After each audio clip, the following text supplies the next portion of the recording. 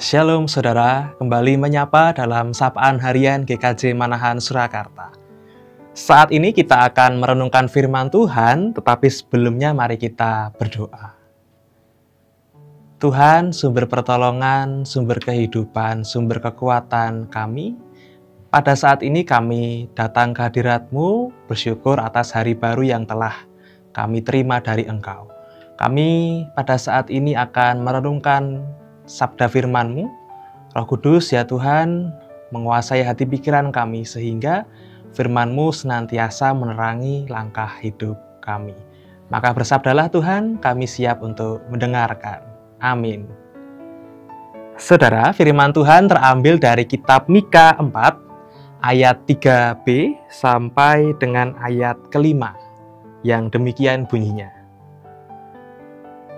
Mereka akan menempa pedang-pedangnya menjadi mata bajak, dan tombak-tombaknya menjadi pisau pemangkas. Bangsa tidak akan lagi mengangkat pedang terhadap bangsa, dan mereka tidak akan lagi belajar perang. Tetapi mereka masing-masing akan duduk di bawah pohon anggurnya, dan di bawah pohon aranya dengan tidak ada yang mengejutkan. Sebab mulut Tuhan semesta alam yang mengatakannya. Biarpun segala bangsa berjalan masing-masing demi nama Allahnya, tetapi kita akan berjalan demi nama Tuhan Allah kita untuk selamanya dan seterusnya. Haleluya.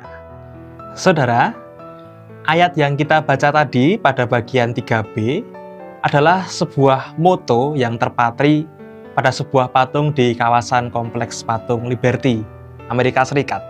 Kita tahu patung Liberty adalah markas Perserikatan Bangsa-Bangsa. PBB adalah lembaga yang berdiri sudah dunia ini mengalami 2 perang besar. Karenanya menjadi suatu monumen penanda masa perdamaian. Saudaraku, ada sebuah patung di situ menggambarkan seorang pria menempa sebuah pedang yang dipegangnya menjadi mata bajak. Patung itu sesuai dengan gambaran ayat di Mika 4 ini tadi. Dan di bawahnya tertulis bangsa tidak akan lagi mengangkat pedangnya pada bangsa lain dan mereka tidak akan belajar berperang lagi. Sungguh suatu komitmen perdamaian yang kuat, kokoh didirikan di situ dan sebagai perlambang bahwa manusia memutuskan untuk memilih jalan damai.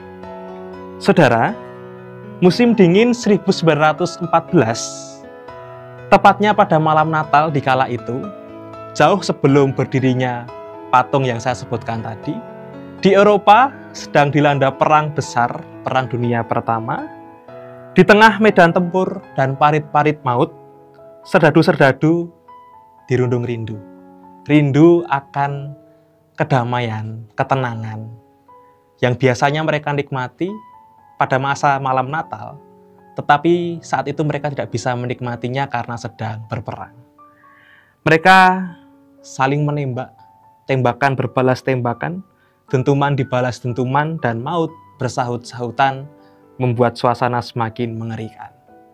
Uniknya perasaan yang sama, rindu akan damai itu tadi, dirasakan oleh kedua belah pihak yang berseteru, dan sampai pada fajar merekah, masing-masing pihak serdadu-serdadu satu demi satu keluar dari parit mereka, mengangkat tangan tanpa membawa senapan dan saling berjabat tangan, menginginkan untuk sejenak kita berhenti dan menikmati damai di hari Natal.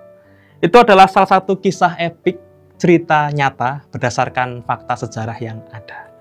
Cerita itulah yang sering saya ingat setiap kali memasuki momen Natal, bahwa Natal selalu bisa membawa seseorang untuk merasakan kerinduan yang begitu besar akan suasana damai.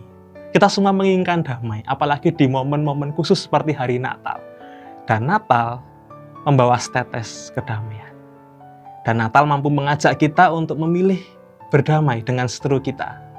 Seperti di kisah tadi, serdadu-serdadu yang sedang bertempur memilih untuk berhenti sejenak dan berdamai, untuk menikmati hari Natal. Dan saudara-saudara, bacaan kita tadi pada kitab Mika 4 mengatakan bahwa seseorang menempa pedang menjadi mata baja. Kita tahu pedang adalah alat untuk bertempur, alat untuk melukai, alat untuk membunuh orang lain. Dan ketika pedang diubah menjadi mata baja, kita tahu mata baja adalah alat pertanian yang digunakan untuk menggarap ladang. Tanpa adanya mata baja, maka ladang tak bisa tergarap. Itu pertanda bahwa senjata yang semula digunakan untuk menghancurkan, melukai, dan membunuh, diubah menjadi sebuah alat yang menghidupkan dan membangun. Seperti mata baja tadi. Dan dikatakan bahwa orang tidak akan lagi mengangkat pedangnya kepada orang lain. Mereka tidak akan lagi belajar perang. Dan ada sebuah imaji gambaran yang begitu menyentuh dan dalam ketika dikatakan di sini bahwa masing-masing mereka akan duduk di bawah pohon anggurnya dan pohon aranya tanpa ada yang mengejutkan.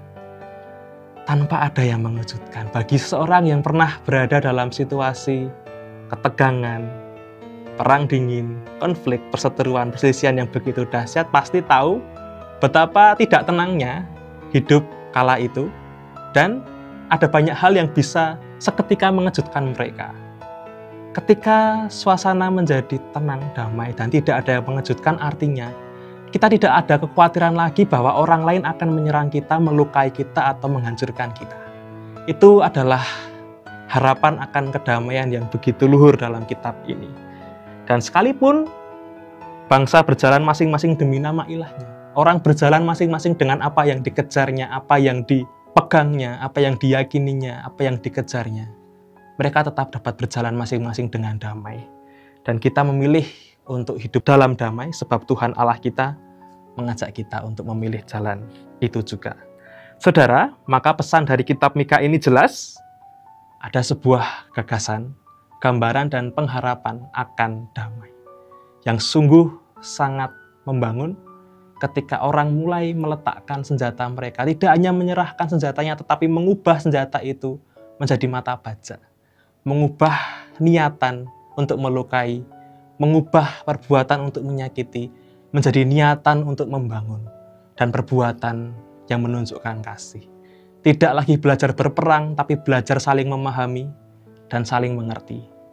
Tidak ada lagi kekhawatiran akan keterkejutan, tetapi semua dapat hidup berjalan dengan damai, tanpa ada yang mengejutkan, sebab semua orang mau untuk memilih jalan damai. Maka, hari ini kita merenungkan sebuah pesan bahwa masa Natal mengajak kita untuk memilih damai. Amin.